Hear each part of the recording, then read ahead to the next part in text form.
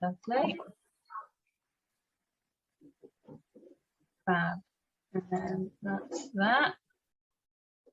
Bear with me a moment, folks, whilst I just get my screen set up. Right, okay, so thank you for the lovely intros, and thank you for telling me about yourselves. That's really insightful, and hopefully I can share some of my findings on hybrid working and what the future might look like that you might find inspirational and just aid your thinking when it comes to your workplace.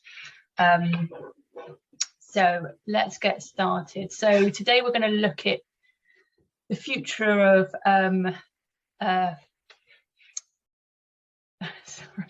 so today we're going to look at the future of the office and the changing workplace, to explore how we might move away from the traditional work from home and work from office model to the sort of work from anywhere. So we're all used to where they work from home or they work from the office, and 2 days in the office, 2 days at home kind of thing. But it's the work environment is now sort of working towards that work from anywhere model, and there's much more flexibility within that sort of traditional starting point. So we're going to cover each of these points here on the screen that you can see. I'll go a little bit over the research, what's that showing us, some different approaches to hybrid, and then we're going to break it down into these 3 areas about how you can think about improving hybrid or introducing hybrid working into your workplace as well. So let's start with some research then. So the Future of Work report, which I had a look at, is a global survey of real estate. So in that span, the main theme going forward was remote working, with 96% from home, and a 70% increase in reliance on satellite offices, much like Hayward House and places like that. I also spoke to one of my clients, because I work with numerous clients now because I'm an independent HR person. And that showed, as we can see here, that there's about 160 employees in total, and 10% of them always wanted to work at home. 11% always wanted to be in the office, but actually the majority wanted that hybrid arrangement. And if I look broader, these results are reflected in broader research as well. So when the Office of National Statistics asked about home working, 85% of people said they wanted a hybrid approach, which tallies a little bit with that 79% I've got there. And employees stated that work-life balance was the greatest positive, obviously, but the challenges tended to sit with collaborative working, keeping that sense of team together. So that was the greatest negative. And then we've got a bit of a generational split as well. Over 55s are usually the ones that always want to be at home permanently, where it's your younger employees, sort of 16 to 24, 32, favour working in the office full time. So you can see a bit of a generation split there too. So I was just wondering what the feedback has been in some of your workplaces about the way they would like to work. Can anybody sort of share with me what the split is in your offices about how people want to work? You might want to put something in the chat, or we can move on if there's nothing. I'm happy to. Oh, yeah, I am. I'm happy to say. I mean, I work for a large company. I work for sort of Wiltshire Council in all intents and purposes, and we have been working from home for 2 years, and highly unlikely to return to our previous working models. We have been told that we need to view our workplace as collaboration space rather than desk space. So, we can go in, but it is mainly for collaboration meetings. We're not expected to go in just to sit at a desk all day anymore. We can do that at home. I should be out and about in the community, and I do miss that. I really miss sort of getting out and doing face-to-face like today would have been lovely to sort of meet people and stuff. But I know sort of nobody really wants to go back into the office on the same levels as they used to. You know, when at the end of the first lockdown, it was like, oh, I hope we don't have to go back. I hope we don't have to go back. And now I think people would be happy to go back a little bit, but not quite as much. Yeah. So yeah, it's interesting. And I wanted to raise the fact that, you know, like I said at the beginning, I work with schools an awful lot. And although it's not technically hybrid working, everything that they're doing around careers and careers interaction is hybrid. It is, you know, we do a lot of virtual online, and that has been great because prior to the pandemic, we didn't do any.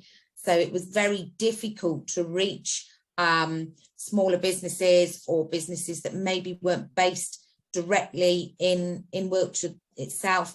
But now we can reach out to larger companies like Alina. You know, I don't know who she works for, but we can reach out to these larger multinationals and engage them in a virtual, more hybrid way, allowing our young people to have a more rounded interaction about careers and business moving forward. So I think, you know, maybe it is one of the good things that came out of this, possibly. Yeah, absolutely. Thank you, Annette.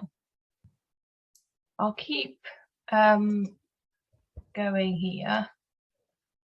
So looking at different approaches to hybrid working, like I said before, we've got the work from home, the work from the office, the work from anywhere. You know, we're working towards this work from anywhere approach. So, you know, doing this, you know, it does grant more autonomy to employees to fit work around their rest of their lives rather than structuring the week around being in the office, which I think everybody appreciates to a certain extent. But we do need to start building you know, on that traditional approach and adapting the working practices. So now it's kind of getting into the nuances of what does it actually mean to sort of complement that working from home model. So examples from larger companies that are sort of taking this on. So Reddit, for example, is an example of a company that they've gone from paying for the role rather than the location their people are based at. So if you're, say, a national company, we used to apply things like London weighting, or you might pay slightly less for people in the north or Scotland and people in the south and people in Kent. And there's all different sort of pays, but actually people are kind of just flattening and leveling their pay bands and actually just paying for the role and paying a fair price across that. So there's sort of little nuances going on into sort of some of those sort of reward elements. Some companies are sort of thinking about the moments that matter. So when do you need to bring people into the office and when should they be staying at home? So when does it benefit from being face-to-face? For example, there might be certain client meetings that need to be face-to-face. Maybe that first meeting with a client, a project kickoff, for example, or when a new starter comes on board, you know, maybe that's the day everybody needs to be in the office to say hi, have a welcome lunch, whatever it is. Of course, it all depends on the business. And then there's sort of social events as well. So there's lots to think about, you know, where do you place that value on where to place sort of different styles of working. And then the next one is about leaders not always working from HQ. So this is around very often leaders or, you know, top management, they tend to sort of have to be in the office all the time, or they are in the office all the time, but actually there's a shift away from this. And, you know, in order to change working behaviours to a more flexible hybrid model, it needs to be led from the front. So you do actually need leaders to demonstrate that it can work and it can work well. So they need to be role modelling that. And then also meeting practices are adapting. So people based out of the office are not placed at a disadvantage to those sat around the meeting table. So at Coinbase, if a meeting has taken place that some of the attendees can't be in the actual place and they're working remotely, then the whole meeting is held remotely, even for people that are in the office. So they all join from their desks. So then nobody misses out on side conversations. And it's more inclusive. I know it sounds like everybody's excluded, but it's actually more inclusive because they're all experiencing the same thing. So there's no missing out on side conversations, and the dynamics, everybody's experienced the same. And then number 5 is something I'm seeing a few of my clients take up. Slack is a good example of this, where they've introduced with each employee gets £1,000 to spend on their ideal home office setup. So it's a one-off, and then they can, buy a desk that's suitable, a comfortable chair, for example, make sure they've got all their IT set up as they need to. And they've also increased their mobile phone and internet allowance to accommodate, to ensure that employees can make sure that their home broadband, the bandwidth is what it should be in order to be effective in the workplace, because the workplace can be their home. So that's just a few little examples, and lots of different companies are testing out lots of different things to sort of see what works. So, so how do you build an approach that works for your business employees? So it's important to remember that, one size doesn't fit all. You've probably adopted certain hybrid practices organically or reactively over the last year or so. And if you want to apply a more focused approach that, for your business, initially it would be useful to get a feel for what people's preferences are. So like I said, one size doesn't fit all. So an approach that's dictated from the senior team is unlikely to fit, because it's just coming from a group of people who, are probably on better salaries than those at the bottom, might not have the same work environments, so it's about listening to what everybody needs. So it's time to find out what people think. So surveys are a really good way of doing this. They can be quick and simple. They don't have to be long, in-depth things. And I'll come on to more onto that later. And also just to look at what other businesses are doing. So I touched on a few previously, and see what their experience is. So another example was around, there's a company called Red Sprout Media, and they introduced a 4-day working week, which sounds like bliss, but they regretted it, and here is why. They didn't ask the people if they actually wanted it, so they just thought, hey, this is a really great idea, let's do a 4-day week, everybody's going to love it, which initially you think, yeah, but actually it's not the answer to more flexibility. It gives you, say, Friday off, but actually you need flexibility every day. You need to build that flexibility in quite a lot. It can just tend to make the working days longer. So this one size fits all approach just didn't work, even though it felt incredibly generous to do it. So there's something really important about working out those workplace preferences for everyone. So I think that's really important there. But before I move on to workplace effectiveness, which is my next thing, I just wanted to show you an example of a pulse survey. So again, it's only like, I've got 5 questions here, and you could ask also, whatever questions you wanted. But some of them are asking quite specific questions, like, what would you prefer? And then it's like a multiple choice type arrangement. Some are sort of asking, how many days a week do you see yourself coming in? What days do you think you would come in if you were to come in to the office? But this one is around, I am confident my manager will support our future remote or flexible work policy. Now that's an important one.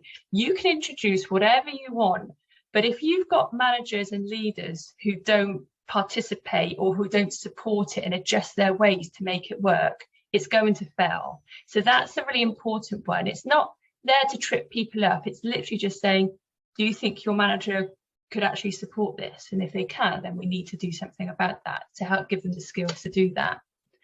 And the other thing is around systems and processes. You need them to change in order to support the new way of working. So that's just a little touch there of things that you could just test out with people. So moving on to workplace effectiveness. So once you've got an idea of people's preferences, what you need to make sure you do is put in place things that will help them do their job well.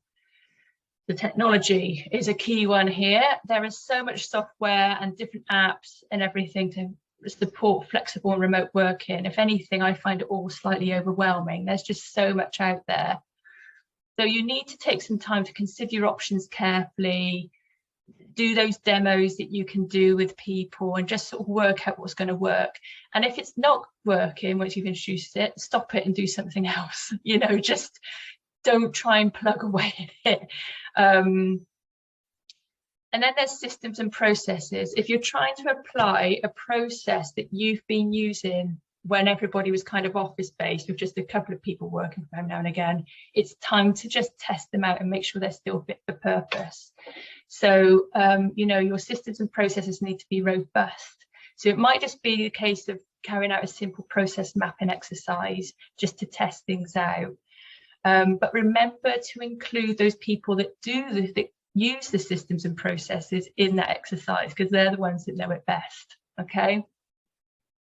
And then we got leadership and management. So leadership, like I've said before, you can have the best flexible working intentions and make some fabulous changes. But if your leaders don't do it, then people will feel they haven't got permission to do it either.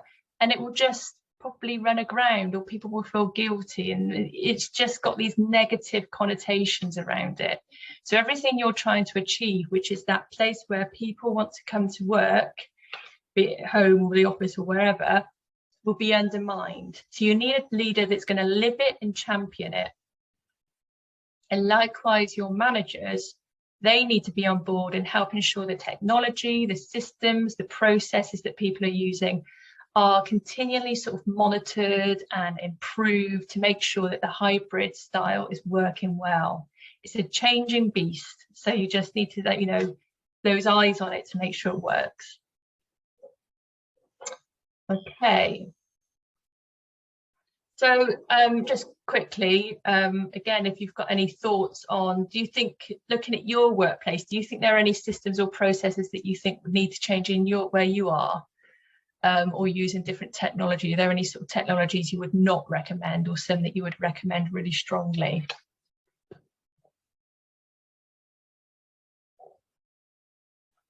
Again, doesn't matter if there aren't any, but if not, I'll move on.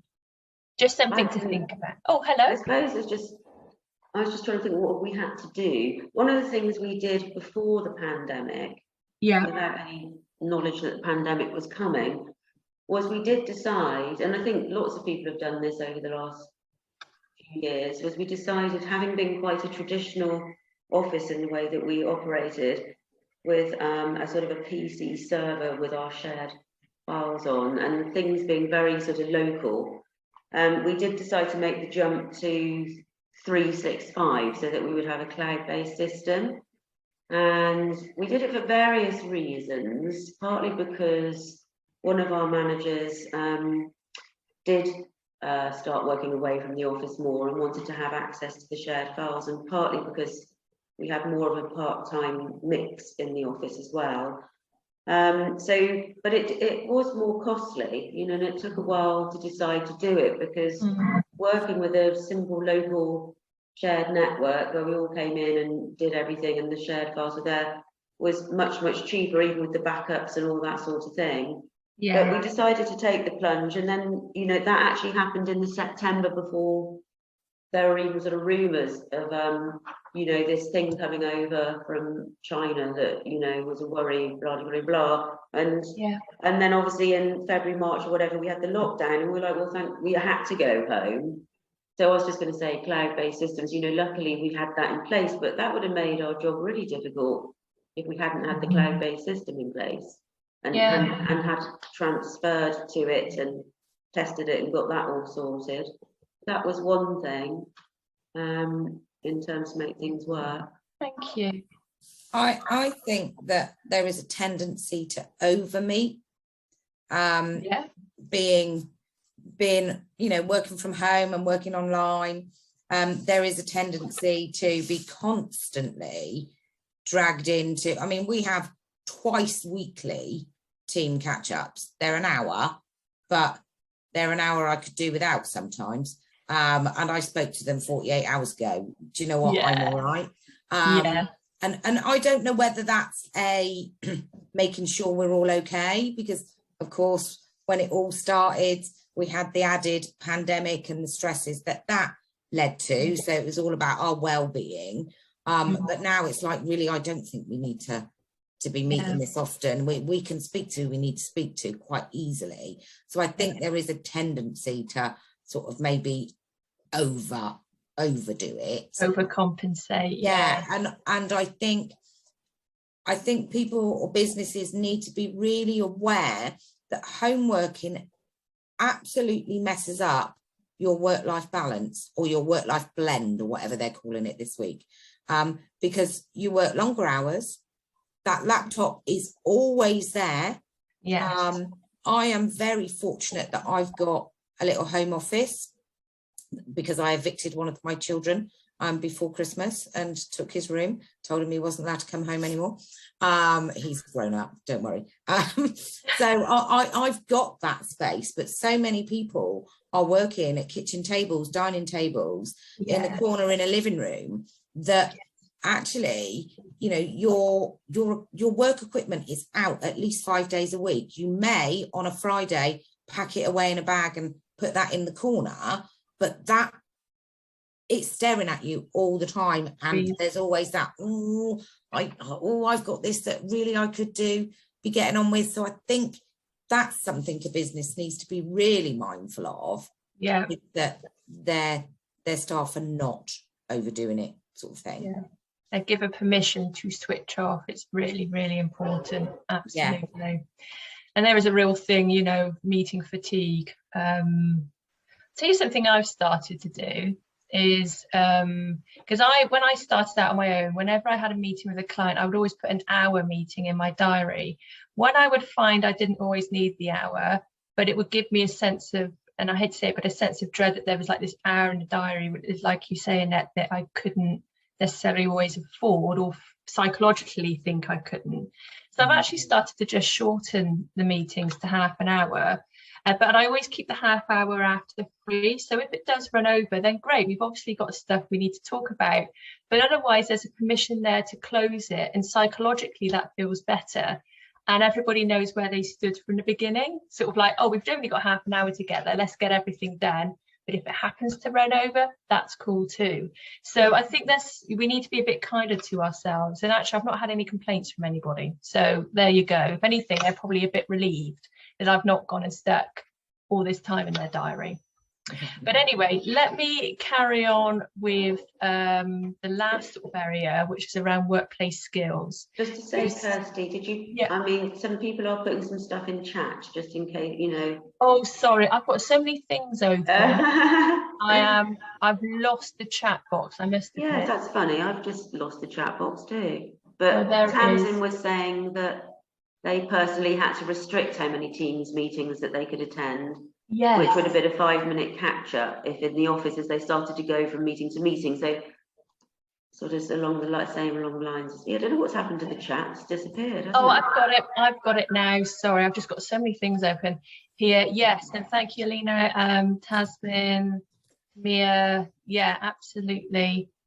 Oh, I'll have a look at these softwares you've mentioned as well. That's cool. Thanks, everybody. Sorry I missed those. I'm just trying to do too many things here. So, so the last area is around workplace skills. So we've looked at preferences, we've looked at effectiveness. So let's have a look at the skills element. And for me, communication is key. All employees need to be equipped with the necessary skills to communicate well. To support collaborative working. So just carrying on with the meeting sort of thing, you can have shorter meetings than an hour. So if you're having regular check-ins with your manager, they could be 15 minutes. They don't have to be an hour. We're so used to that old performance management model of annual appraisals and objective setting meetings. I need an hour in your diary and we're going to set 15 objectives that you'll never look at ever again, that type of thing. it's gone. So I'm a bit of a rebel when it comes to HR. You can have a check-in with your team members every week, and 1 week it'll be an hour, and you're talking about their career, you're talking about some objectives, their priorities and all sorts. And then the following week it might be 15 minutes because they just need to check something in with you, and that's fine. Next week it'll be half an hour. It doesn't matter as long as it's valuable and it adds value to their working day and yours. That's all that matters. So we need to sort of let go of this kind of like hardcore sort of processes around talking to people. We also need to make sure that managers are skilled in communication. So helping them understand how to bring the best out of people, but also how to be the bearer of difficult feedback as well. In unusual circumstances, say maybe it is remotely, they need to be able to have sensible adult conversations with people. So you may remember at the beginning of the presentation, I said the research found that employees stated work-life balance was the greatest positive. The challenges of collaboration were the negative. Well, you know, successful collaboration needs to be down to the good tech, but also the communication skills. So there's lots of different guidance out there now. There's a company called Disruptive HR, and they issue these great cards that you can purchase about how to have useful conversations. And I would absolutely recommend you have a look at them. It's how to have a difficult conversation, check-in conversation, a career conversation, loads of them. So have a look at those. But also businesses, you'll be wise to introduce a drumbeat of meetings. So for example, a Monday morning roundup, everybody gets on the call, understand what everybody's up to, where they are that week, who's in on what days, whatever's important to your business. But the other thing is also to make sure you've got the right managers and leaders in place. So if people are out of sight, sometimes they can be out of mind. So you need managers who are absolutely genuinely interested in the people they manage, and they're proactive in the way they manage them. So are your managers good at setting clear direction, expectations, guidance? Do they celebrate things that go well? Are they able to give feedback to things, you know, to people when things aren't going so well? So you need to really make sure your managers are able to do that. And leaders need to reflect and consider if they are good role models for the required behaviour of making hybrid work. Are they also working from anywhere? Are they providing the opportunity for social interaction? Do you have a budget for that? Are they having enough quick check-ins with people? Are they ensuring they're investing in the right tools such as, I don't know, Microsoft Teams or 360 or whatever it is kind of thing to keep conversations going on outside the meeting so you can quickly message people? Do they know, you know, leaders should be asking themselves, are they unconsciously promoting like an always present culture by messaging in the evenings and at weekends? If they're doing it, other people will think they've got to do it, so stop it. Even if you have to put a delay on their messages. So what I sometimes do is if I'm working in an evening and I send an email to a client, I might delay it to 8 o'clock the following morning, because actually I don't want them getting back to me that evening either. You know, I need to switch off. But you know, so it's kind of like you're being a bit kinder to them and yourself. And then I've got here, you know, other skills. You know, there are other skills. Communication is key, but does everybody know how to use the software? Does everybody know how to save to the cloud? Do they understand your version control system and processes? There's little sort of things that are really, really important for making sure that things run smoothly. So you need some really careful guides on those. You could do, so when people start working at your company, you could do like a video guide on, this is how we manage version control. This is how we save to the cloud. This is how we do this, how we do that.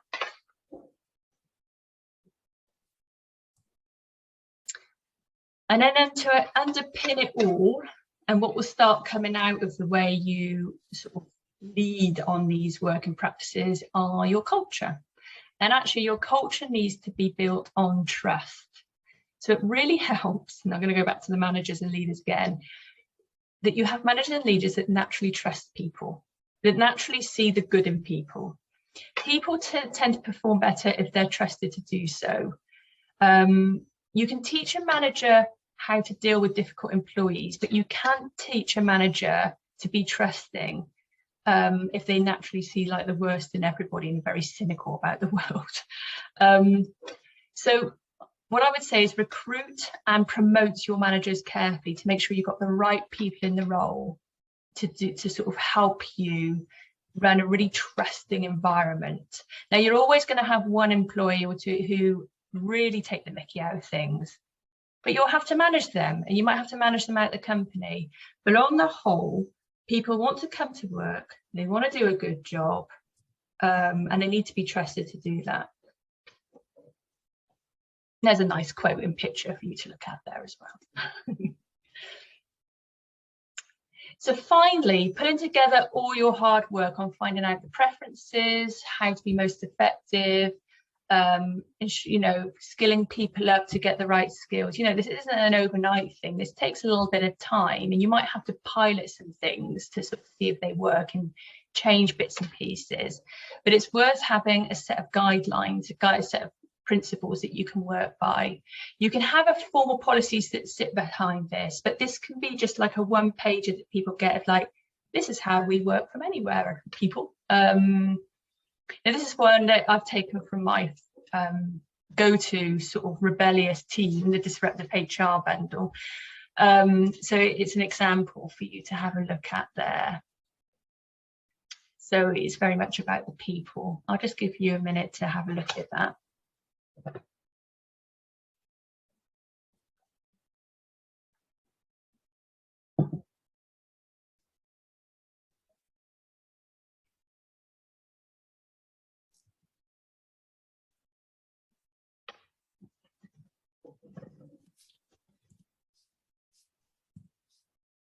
I think one of my favourite ones is you will not be overlooked for promotion opportunities because you work flexibly.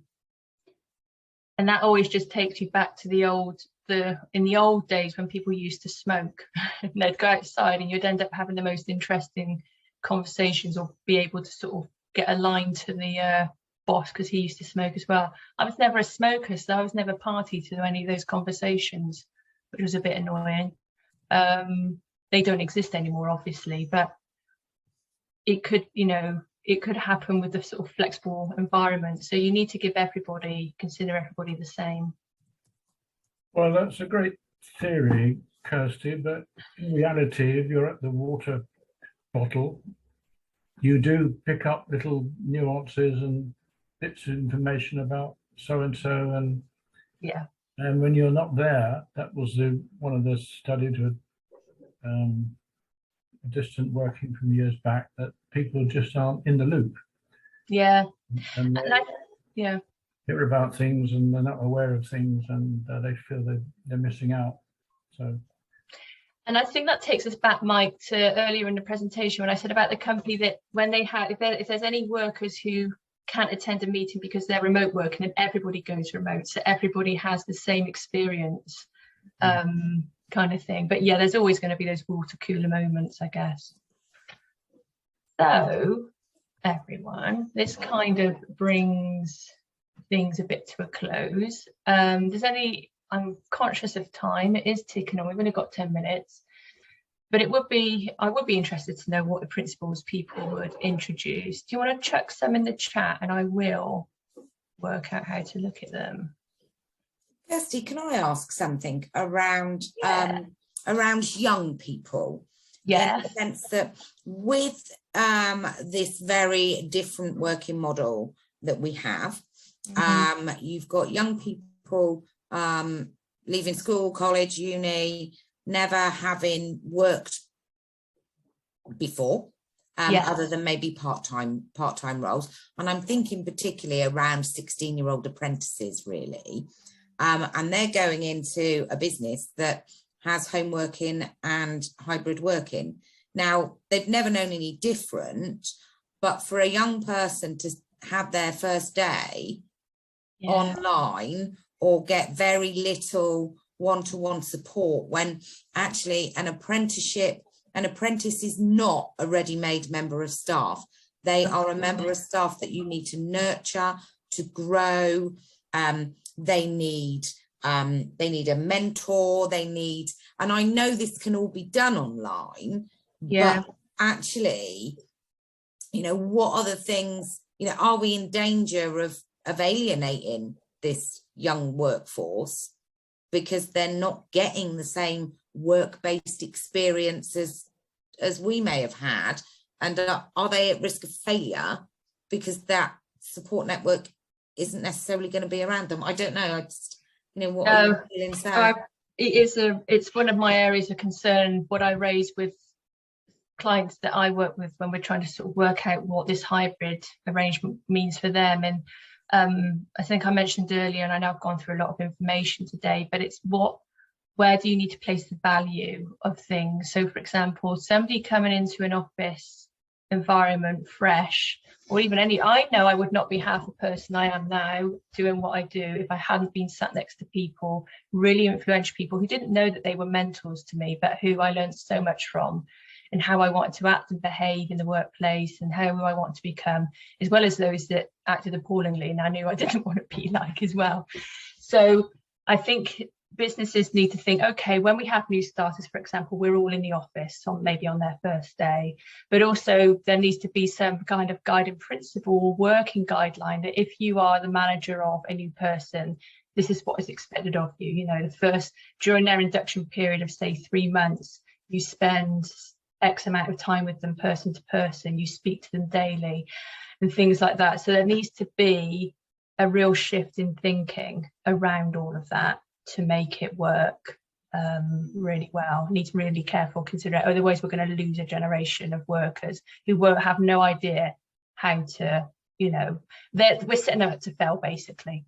That's something that I worry whether that's putting a lot of young people off applying for apprenticeships and actually going down the college and university route. College route maybe not such an issue, but the university route, where potentially they could end up with quite a substantial debt because they're frightened of actually this sort of home working environment. They don't think they're going to gain what they should from their apprenticeship, so are choosing not to do them because of that, which is a massive effect on business and the economy, because we know we've got so many empty apprenticeships out there at the moment, and our business aren't getting the talent that they need. And is this playing a role in that? I don't know. I was thinking that sort of like has some relevance to what you're talking about. The two sort of things that popped into my head, I think you mentioned anyway, Annette, that you're being encouraged, I think you said, to consider the workspace as a space for collaboration as opposed to a space for necessarily come to work every day. It's when you to do something quite specific. And then somebody else corrects was saying in her insurance role job that she is supporting colleagues to come back to the office for supporting the hybrid working arrangement. And then was there another thing? I think that was the two main things. And I suppose what came out of that for me was I wonder why we're having to, or about encouraging, there was another comment about encouraging people to come back. And, why are we having to encourage people to come back? Why do they want to stay at home, really?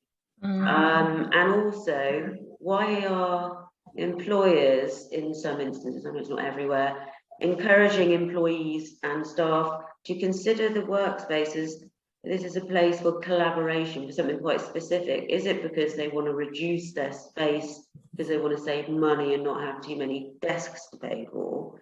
And why are we having to encourage everyone to come back to work? Because they want to be at home? I mean, or is it the commute, the petrol, and all these things we can say, these practical aspects? And if it is those things, then it's supporting them around, the commute issue. And therefore, I can see working at home some of the time is better because they don't have to travel and waste 2 hours of the day traveling. But I mean, is it really just those things, or is it just it's more comfortable at home?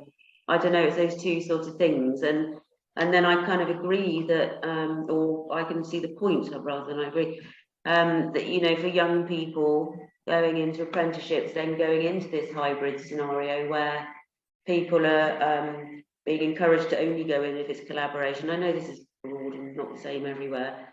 And at the same time, employees don't want to go into the workspace for whatever reason, that isn't giving a very good rounded experience for the people doing apprenticeships. That's my comments. Lena, did you want to come in with something? I noticed you've got your mute off. Sorry, I didn't even realize. No, I was putting fine. something in the chat that it seems to me that we focused a lot on where work is taking place, but there is also another whole dimension of when work is taking place. So the time element of it. And I put in the chat, Linda Gratton from the London Business School has written a lot about that. Have a look at that.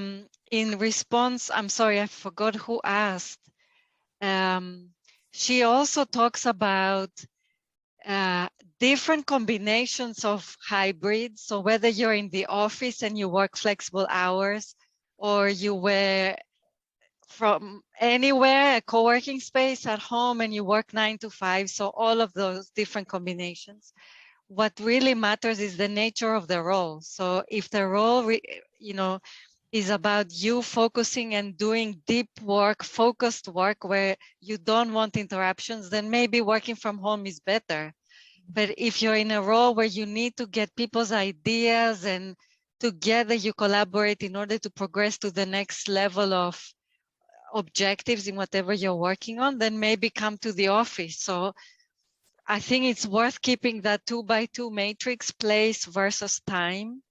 And Microsoft has also done a lot of research on this space, and they started differentiating the place of work from the space of work, which I think is fascinating as well. Yeah, I wanted to share them with you just in case they spark some ideas, but it's a nice, very rich space, hybrid working. And I think we are continuously learning. Younger generations now coming to the workforce are the digital natives, where they're a lot more comfortable with technology than all of us probably are. So I think we need to take that into consideration, and depending on the role they are coming to play, then put the appropriate infrastructure and the appropriate support around them. Yeah. You know, nothing is black and white anymore. There are all kinds of different variations of color, and we need to be aware and sensitive to that, I think. Yeah. And probably one last, just to finish up, one of the questions, if you were to do like a pulse survey and just check in with people every month or 6 weeks or something, one of the questions you could ask is, do you feel you belong to this company? And you want everybody to say, yes, I feel like I belong, because that's a very personal thing. You'll feel a sense of belonging in lots of different ways. If anybody comes back and says no, then you need to dig a bit deeper and say, well, why not? And just try and work that out and adapt. It could be stuff that you'll never be able to help with as an employer, but it might be stuff that could be really simply fixed, because in the end you want everybody to feel like they belong.